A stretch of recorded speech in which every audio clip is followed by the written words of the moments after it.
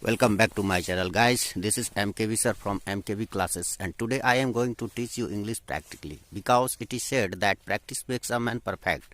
So try to know each and everything so that you may be perfect in spoken. Look, this is the heap of sand. What is this? This is the heap of sand.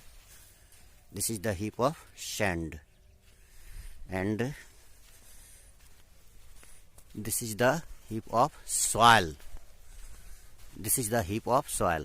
I have got it piled up here for making a brick, and look, now I am going to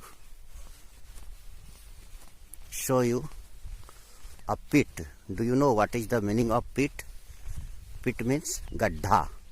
What is the meaning of pit? Pit means gadda. So look, this is a pit.